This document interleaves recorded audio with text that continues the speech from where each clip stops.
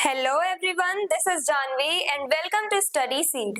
आज हम class 10th geography chapter 2 का टॉपिक 7 पढ़ेंगे, that is conservation of forests and wild life in India. अब हम इंडिया में कैसे फॉरेस्ट और वाइल्ड लाइफ को कंजर्व करते हैं, प्रोटेक्ट करते हैं, उसके बारे में आज के वीडियो में हम जानेंगे।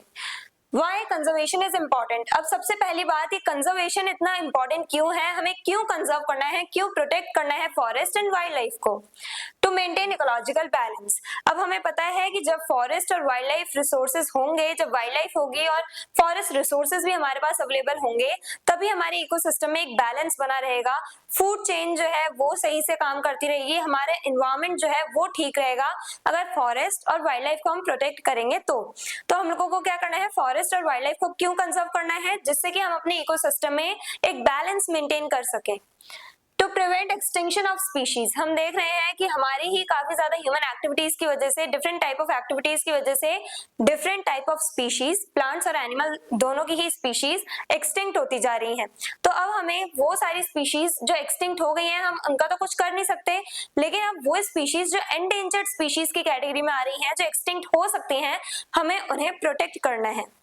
To ensure resources for future generations, अब जो रिसोर्सेज हम फॉरेस्ट एरिया से लेते हैं अपने यूज के लिए, जो भी रिसोर्सेज हम फॉरेस्ट से ले रहे हैं, अब वो रिसोर्सेज हमारे फ्यूचर जनरेशन को भी मिल पाए, इसके लिए हमें फॉरेस्ट को प्रोटेक्ट करना है। तो हम लोगों को क्या करना है, फॉरेस्ट और वाइल्ड लाइफ को प्रोटेक्ट करना है डिफरेंट रीजंस की वजह से। मेन इंपॉर्टेंट रीजन क्या है, हमें इकोलॉजिकल बैलेंस चाहिए और फ्यूचर जनरेशन के लिए भी रिसोर्सेज को बचाना है, तो इसके लिए हमें फॉरेस्ट और वाइल्ड लाइफ को कंजर्व करना है। Steps taken for conservation in India, अब इंडिया में कंजर्व करने के लिए, फॉरेस्ट और वाइल्ड लाइफ को कंजर्व करने के लिए कौन कौन से स्टेप्स लिए गए हैं। Indian wild life protection act जो 1972 में पास किया गया, bans hunting and trading of endangered species. तो ये जो Indian wild life protection act था, उसके अकॉर्डिंग अब इंडिया में जो हंटिंग है और पोचिंग जो हम कहते हैं, यानी कि जानवरों को मारना, तो ये जो हंटिंग है और जो ट्रेडिंग किया करते थे, जो हंटर्स होते थे, जो बॉडी पार्ट्स को सेल किया करते थे, एनिमल्स के बॉडी पार्ट्स को सेल किया करते थे, तो उस ट्रेडिंग पे और हंटिंग पे बैन लगा दिया गया है इस एक्ट के अकॉर्डिंग। तो Indian wild life protection act जो है, जो 1972 में पास किया गया, उसके अकॉर्डिंग अब हंटिंग पे बैन लग चुका है और साथ ही साथ ट्रेडिंग जो किया करते थे hunters in animal body parts का, एनिमल्स की स्किन का, तो उस ट्रेडिंग पर भी बैन लगा दिया गया है। एस्टैब्लिशमेंट ऑफ प्रोटेक्टेड एरियाज, अब प्रोटेक्टेड एरियाज बना दिए गए हैं, जैसे कि national parks and wild life sanctuaries. ये कुछ ऐसे एरियाज हैं जहां पे हम अपने ह्यूमन एक्टिविटीज नहीं कर सकते, हम लोग इंटरफेयर नहीं कर सकते वहां की वाइल्ड लाइफ में। तो ये कुछ ऐसे प्रोटेक्टेड एरियाज बनाए गए हैं जहां पे एनिमल्स सेफली और सही तरीके से रह सकें, अपने खुद के एनवायरमेंट में रह सकें। उन्हें जेल में कैद करके नहीं रखा है, जू में नहीं रख रखा है इन एनिमल्स को। नेशनल पार्क्स ऐसे बने हुए हैं जो ओपनली एरियाज हैं, लेकिन वहां पे ह्यूमंस का जाना या ह्यूमंस की एक्टिविटीज करना, जो ह्यूमंस हंटिंग वगैरह करते हैं, वो सब करना टोटली बैन है। बहुत ज्यादा प्रोटेक्शन रहती है वहां पे एनिमल्स के लिए। प्रोजेक्ट टाइगर 1973 में ये प्रोजेक्ट टाइगर पास किया गया और ये प्रोजेक्ट टाइगर, ये जो पास किया गया था, इस प्रोजेक्ट टाइगर के अकॉर्डिंग, इस प्रोजेक्ट के अकॉर्डिंग हम लोगों ने टाइगर्स को प्रोटेक्ट किया। टाइगर्स की पॉपुलेशन बहुत ज्यादा डिक्लाइन हो गई थी, एकदम टाइगर्स जो है वो एक्सटिंक्ट हो सकते थे कभी भी, तो उनकी पॉपुलेशन को हमने कंट्रोल किया। हमने अब जो टाइगर्स की पॉपुलेशन है उसे इंक्रीज करने में अपना योगदान दिया इस प्रोजेक्ट टाइगर के अकॉर्डिंग। और हमारा नेक्स्ट टॉपिक भी प्रोजेक्ट टाइगर को लेकर के होने वाला है, हम इन डिटेल नेक्स्ट टॉपिक में पढ़ेंगे प्रोजेक्ट टाइगर के बारे में। Then project rhino and project elephant, ये दो भी प्रोजेक्ट बनाए गए किसको प्रोटेक्ट करने के लिए, नाम से पता चल रहा है, project rhino one horn rhinoceros को प्रोटेक्ट करने के लिए, and then project elephant elephants को प्रोटेक्ट करने के लिए, क्योंकि राइनोसेरॉस को मारा जा रहा है उनके हॉर्न्स की वजह से और साथ ही साथ एलिफेंट्स को मारा जा रहा है उनके टीथ की वजह से।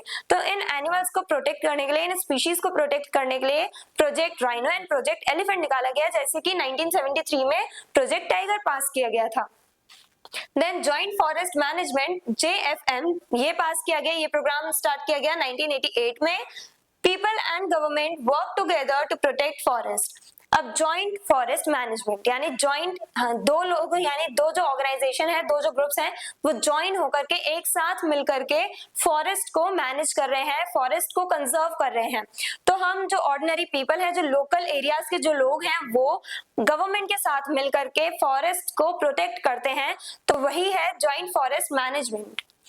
Then community and NGOs, community यानी कि जो हमारे जो लोकल कम्युनिटीज हैं, जो ऑर्डिनरी पीपल हैं, उनकी बात हो रही है, वो भी अपना बहुत ज्यादा योगदान देते हैं फॉरेस्ट को प्रोटेक्ट करने के लिए। एंड देन एनजीओज यानी नॉन गवर्नमेंटल ऑर्गेनाइजेशंस भी हमारे पास होती हैं जो लोगों को अवेयर करती हैं फॉरेस्ट को प्रोटेक्ट करने के लिए। चिपको मूवमेंट जो स्टार्ट हुआ था 1973 में उत्तराखंड में, ये जो चिपको मूवमेंट था उसमें क्या हुआ, जो विलेजर्स थे उन्होंने पेड़ों को कटने से रोकने के लिए, बचाने के लिए लोगों ने पेड़ों को गले लगा लिया। स्पेशली विमेन की बात की जाए तो इसमें मेनली विमेन का रोल देखने को मिलता है।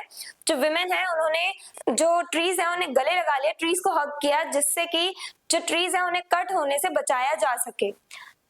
Then NGO spread awareness, NGO क्या करते हैं, वो अवेयरनेस फैलाते हैं, लोगों को अवेयर करते हैं, जैसा कि अभी मैं कर रही हूँ आप लोगों को, कि हमें फॉरेस्ट रिसोर्सेज को प्रोटेक्ट करना है। फॉरेस्ट हमारे लिए बहुत ज्यादा इंपॉर्टेंट है। अगर हम फॉरेस्ट को कट करेंगे, हम ट्रीज को कट करेंगे तो उसके क्या इम्पैक्ट्स होंगे वो हम पिछले वीडियो में भी पढ़ के आए हैं, बहुत भयानक इम्पैक्ट्स होते हैं। तो हमें वो फ्यूचर में फेस करने को ना मिले तो उसके लिए हमें क्या करना है, फॉरेस्ट को प्रोटेक्ट करना है। आज से हमें क्या करना है, एफॉरेस्टेशन पे फोकस करना है। हम अगर पेड़ काट रहे हैं तो कुछ एक्स्ट्रा ट्रीज हम प्लांट भी करें, हमें इस चीज पे फोकस करना है। रिफॉरेस्टेशन करना है, हमें एफॉरेस्टेशन करना है। अगर हम डिफॉरेस्टेशन कर रहे हैं तो हम उतने ही प्लांट्स या उससे भी ज्यादा प्लांट्स लगाएं, नए नए प्लांट्स हम लगाएं। तो ये कुछ ऐसे कंजर्वेशन स्टेप्स थे जो लिए गए हैं इंडिया में। First one is Indian wild life protection act जो 1972 में पास किया गया, और इसके अकॉर्डिंग हंटिंग पे बैन लगा दिया गया है, ट्रेडिंग पे बैन लगा दिया गया है इन एनिमल स्पीशीज के, स्पेशली एंडेंजर्ड स्पीशीज के। वो स्पीशीज जो एकदम एक्सटिंक्ट होने की कगार पे हैं, उनकी ट्रेडिंग पे, उनको हंट करने पे बैन लगा दिया गया है टोटली। और प्रोटेक्टेड एरियाज बना दिए गए हैं जैसे national parks, wild life sanctuaries. National parks में तो टोटली जो ह्यूमन एक्टिविटीज है वो बैन है, लेकिन जो वाइल्ड लाइफ सेंचुरीज है वहां पे कुछ लिमिटेड हम ह्यूमन एक्टिविटीज कर सकते हैं, बट हम लोग ऐसी कोई एक्टिविटी नहीं कर सकते जिससे उन एनिमल्स को नुकसान पहुंचे। देन प्रोजेक्ट टाइगर स्टार्ट किया गया 1973 में, जिसे हम नेक्स्ट टॉपिक में इन डिटेल पढ़ने वाले हैं।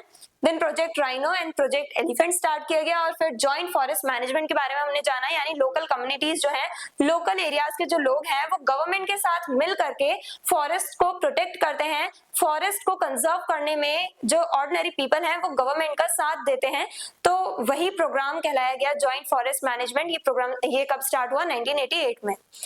कम्युनिटी एंड एनजीओज, अब कम्युनिटी यानी कि हमारे जो लोकल कम्युनिटीज हैं, लोकल सोसाइटीज जो हैं, वहां पे जो ऑर्डिनरी पीपल हैं उन्होंने बहुत ज्यादा इंपॉर्टेंट रोल प्ले किया है और आज भी करते हैं। अगर हम स्मॉल विलेजेस की बात करें तो विलेजेस में लोग ज्यादा अवेयर रहते हैं फॉरेस्ट को, अपने जो नेचुरल रिसोर्सेज हैं उनको कंजर्व करने में। तो चिपको मूवमेंट जो है वो हमने देखा, एग्जाम्पल हमने देखा चिपको मूवमेंट जो 1973 में हुआ था, और ये उत्तराखंड में हुआ जहाँ पे जो विलेजर्स थे उन्होंने पेड़ों को गले लगा लिया जिससे कि पेड़ों को कटने से बचाया जा सके। एनजीओ जो है वो अवेयरनेस फैलाते हैं लोगों में, जिससे कि लोगों को अवेयर किया जा सके इस बारे में कि फॉरेस्ट कितने ज्यादा इंपॉर्टेंट है, हम किस टाइप से फॉरेस्ट रिसोर्सेज को एक्सप्लॉइट कर रहे हैं, फॉरेस्ट को हम क्लियर कर रहे हैं तो कैसे इम्पैक्ट हमें झेलने को मिलेंगे, उसके बारे में एनजीओ लोगों को अवेयर करते हैं, जिससे कि लोग अपने फॉरेस्ट को प्रोटेक्ट करें, वाइल्ड लाइफ को प्रोटेक्ट करें। I hope everything is clear. और अगर आपको इस चैप्टर के डिटेल नोट्स चाहिए तो हमारी वेबसाइट studyseed.net पर विजिट करें, लिंक डिस्क्रिप्शन बॉक्स में दिया गया है। मिलते हैं नेक्स्ट वीडियो में नेक्स्ट टॉपिक के साथ। Stay curious, stay consistent. Thank you very much.